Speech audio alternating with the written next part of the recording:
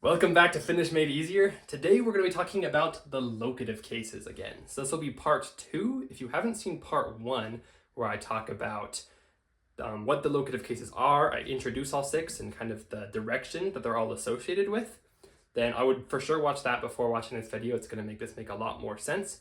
In this video, I'm going to take those ideas and kind of expand what the locative cases are used for. So they're not used for just directions, they're used for a lot more meanings. So I'm going to be talking about those in this video. I'm going to be talking about just 3 of the cases today, and then I'll have more videos about the other cases a little bit later. I'll talk about LLA, LLE, and LTA today. So if you're interested in those, this will be a good video for you, and yeah, let's just get right into it. So first case I want to talk about is the adhesive case, or the one with the LLA ending. It doesn't really matter if you know the technical terms, they can be sometimes useful, but as long as you know the ending and how it's used, that's the most important with all the cases. So LLA is used pretty commonly for some interesting things. If we want to put it on a noun, just as a reminder, we just find the stem of the word, and then we could just add it right on, and we will soften because it's a consonant vowel. So just find the stem, put it on, and soften. Pretty typical for adding cases in Finnish. But this one's got some useful uses. So this first one is to have. You've probably seen, it's pretty common, Finnish doesn't have a word for to have like we do in English. They don't conjugate a verb to express like possession in the same way we do in English. More commonly, they're going to add LLA onto the word that has something. And then they'll follow that with the word on. So this is olla, to be, conjugated in like the he or it form. And this is what's going to control like the tense of the verb. So if I wanted to say I had versus I have, or I would have, then you're going to just change this on. So for example, I have a dog. You put LLA on I, so minulla, and then you have on koira. So minulla on koira. If it helps to kind of think about the order of looking this way, sometimes it helps people to think it's kind of like saying on me is a dog. It doesn't sound that way in Finnish. It's not like weirdly worded like that. It sounds like I have a dog. But if you want to just like remember the order, it's like on me is a dog, and that'll help you remember that this controls the tense too, because it's like on me was a dog, things like that. So I could say minulla oli koira would be I had a dog. So the important thing for forming this is just LLA on whatever has it, followed by on, and then what you have. So I have a dog, minulla on koira. Another example, the person has a car. Again, ihminen is person, so I can just find the stem, which is ihmise, and add LLA, ihmisellä, and then followed by on, and then what I have, which is auto. Ihmisellä on auto. Kind of looks like saying on the person is a car, but it means the person has a car. Ihmisellä on auto. So kind of an interesting difference between Finnish and English, and a very common, very useful use of this LLA case. So watch out for that. I'm sure you'll see it all over the place if you don't know it already. This next one is kind of at or near. So we talked about a lot of the specific directional locative cases, like especially with SSA and LLA, which show kind of a specific position at a time. It's like on and in, but sometimes if you want to be kind of more like general, like what about like near or at, it can be a little bit harder to know. And for some specific cases, like I explained in my last video, you're still going to use SSA for at. But I wanted to talk about specifically a type of at or near that uses usually LLA. And it's expressed well with these 2 examples. So the first one, he's at the door. So it kind of means that you're like right next to the door. It's showing your position, but obviously you're not really like in the door, you're not on the door. Your position is about the door, but you're just right next to the door. So for that one, it's quite common to use things like LLA for that. So hän on ovella. He's at the door. This can kind of mean he's right next to the door. Like the door is very important to his position, but he's not necessarily obviously in or on the door. He's at the door, hän on ovella. That's a common way to use it. Another example of this, it's kind of interesting, is like if I want to say, let's meet at the library. Maybe I want to go meet right next to the library. We're going to go somewhere together. I can say, let's meet at the library. Tavataan kirjastolla. And I use this LLA on kirjasto, which is library. So tavataan means let's meet. And then kirjastolla is meaning at the library. So usually if you're going into the library, you're being in the library, you are going to use like SSA if you're in the library. But if you're just meeting there, maybe you're meeting right next to there, or you're meeting there just about to go, it kind of is more this like you're near the library. The library is very important to your position, but it's not, your purpose isn't to be inside of the library. You're either going to quickly leave or you're just meeting right outside of it. I'll use this LLA. So this one can be a little bit harder to get used to, but just know that when you hear LLA as a marking like a position, ovella, kirjastolla, they're not necessarily meaning we're going to be on top. If someone says tavataan kirjastolla, they're not meaning let's meet on top of the library. They're just meaning let's meet like at or near the library. Same with door, they're not on top of the door, on ovella. It just means that they're near the door. So I would just watch out for that. Just know it's a little bit broader than just on top of LLA. The next one's also very useful. It's when we use things. So like if I use this pen to write, or I write with the pen. This word with is oftentimes used as LLA as long as it's not like doing it with someone. So like if I'm riding a bike with my friend, it's not going to use LLA. It's when I'm using an object to do something. It's like I'm writing with a pen. I'm not writing along with my pen. I'm using my pen to write. Or if I eat with a fork, I'm not eating along with my fork. I'm using my fork to eat. So we're going to use LLA here. So I can say syön haarukalla. So I eat with a fork. We put LLA on fork. It means you're doing it with the fork. So kind of a very different meaning. We can use, when we're using the object, we use this. This can also be even not like literal objects. Like he came with like a lot of power or something, you can say like voimalla, which is voima is power, and then LLA is right on it. So voimalla is maybe he did it with power. There's a few other ways you could do that. Or another common use of this using objects is maybe if you came by bus, like you came using a bus. Then you can also, for kind of this by, use LLA. Tulin bussilla. I came by bus. Usually a general rule is if you could change it to like using then you will use LLA. Like I eat using a fork. I came using a bus. That's a good general rule. We use a few different words usually in English, but when that's kind of the meaning we're conveying, we can use LLA to mean that. So tulin bussilla is I came by bus. I eat with a fork. Syön haarukalla. So that one's pretty useful. And this last one is when we're talking about certain times. There's a lot of different times that use different cases to say that it's during that time. So the ones that LLA is for is different times of day, when we're talking about weeks, or when we're talking about seasons. So I've got an example of all of those. So when we're saying something happens during a season, most often you're going to use LLA. So if I want to say it happens in summer, I can say se tapahtuu, which it happens, and then kesällä. Kesä here is summer, and I put LLA on summer to say it happens in summer. Se tapahtuu kesällä. So when you're talking about something happening in a season, even though this in makes you kind of maybe want to use SSA, know that seasons will use LLA. Another thing that we'll use LLA is weeks. So maybe I'm saying he comes this week. Then I can say hän tulee tällä viikolla. And we got LLA here on viikko. It's actually also here on tämä. That's something that's called noun adjective agreement. I'll have a video on that a little bit later. But yeah, so it's going to be on tällä and viikolla. So again, it's kind of like during this week he's coming. When we're talking about something happening during a week or during a season, we're going to use LLA to express that. It's not kesässä or viikossa. Though other contexts could maybe use unlike viikossa. But if you're just saying something's happening during this week, or last week, or something's happening in the summer or in winter, we're going to use LLA.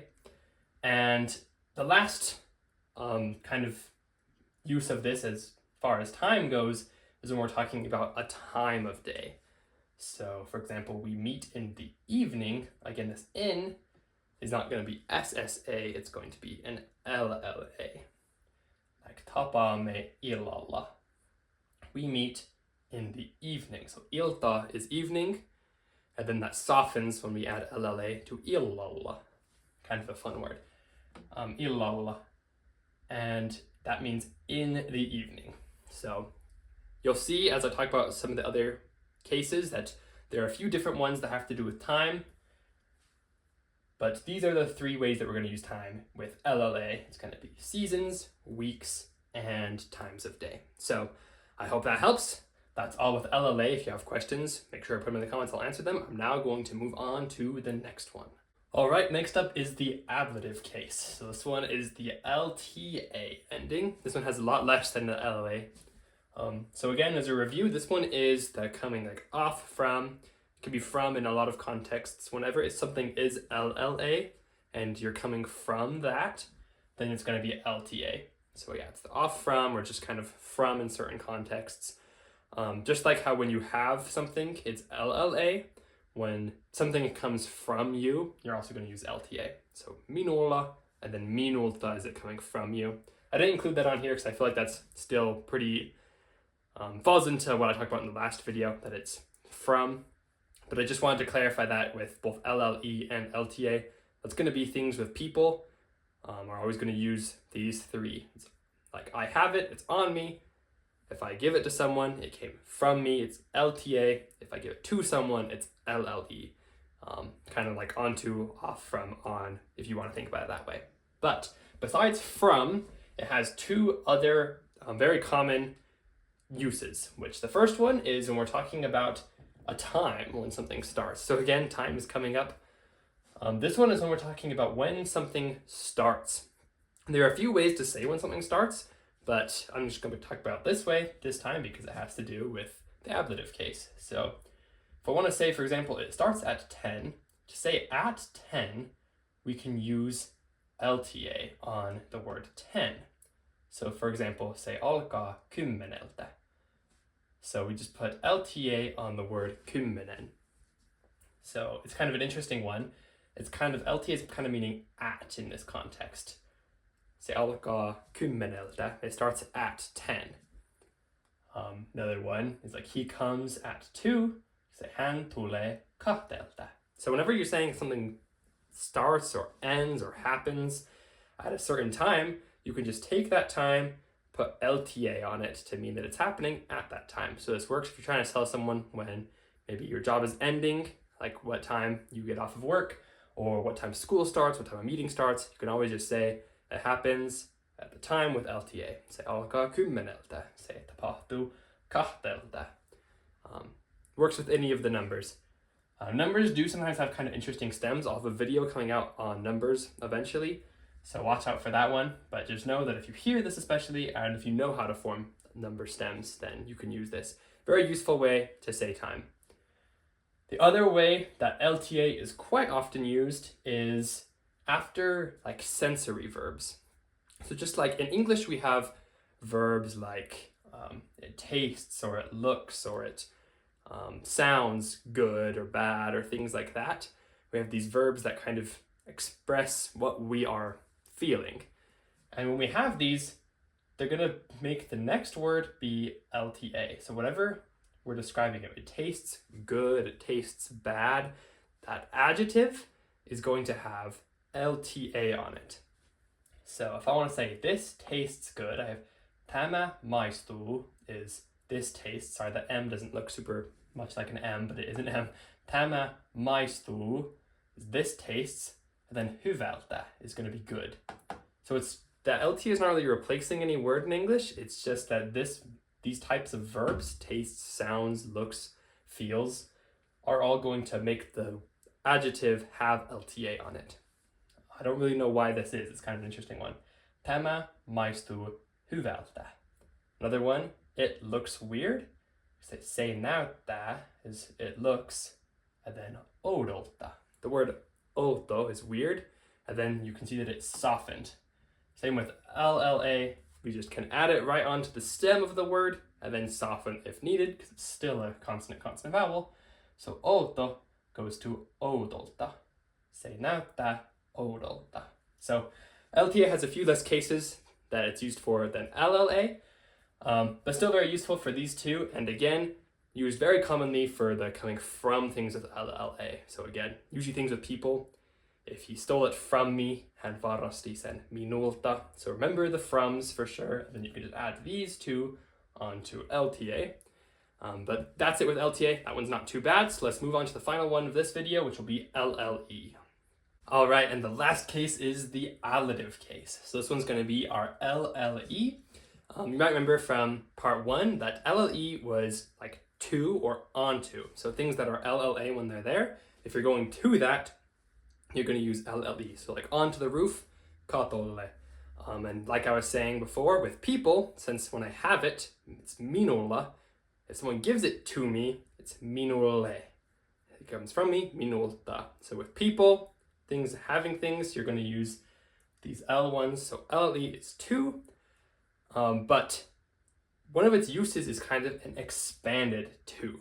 So even though it is a very literal to, we're going to somewhere onto something, LLE is also oftentimes used as kind of more abstract to. So like something's happening to someone, or to me, this is important. To me, this is fun. So I got some examples of this. First one is, it is important to me. So again, this is a very more of the abstract to. It's important to me. It's not literally the importantness is coming to me, but to me, it's important. So we have se on minulle tärkeää. So minulle is this LLE on minä. It's important to me. So important is tärkeää, minulle is to me. So it's important to me. It can be this kind of more abstract too. And this works in a lot of different types of sentences that are similar to this. Another example is, it happened to me.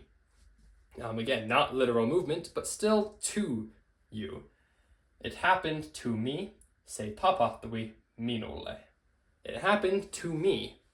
Or this last example, I tell you, I put in parentheses like to you, because oftentimes we just say I tell you, but we really mean I'm telling to you, kerron sinulle. Obviously, if we give something to someone, it makes sense that it's sinulle, but it feels a little bit weirder that when you tell someone something, it's still sinulle. So it's still to the person, it's happening to me, it's important to me. All these kind of abstract uses of to, oftentimes when they're to someone, we'll use LLE. So those are very important. Watch out for those. And those are pretty easy ones to know how to use too. Oftentimes when you just see to a person, it's going to be LLE. And this next use that allative is used for is when we have something that's for someone. So maybe it's not, to them, but it is for them. So if I want to say like, oh, this is for you, I can say tämä on sinulle. Kind of, it's for as in like it's meant for.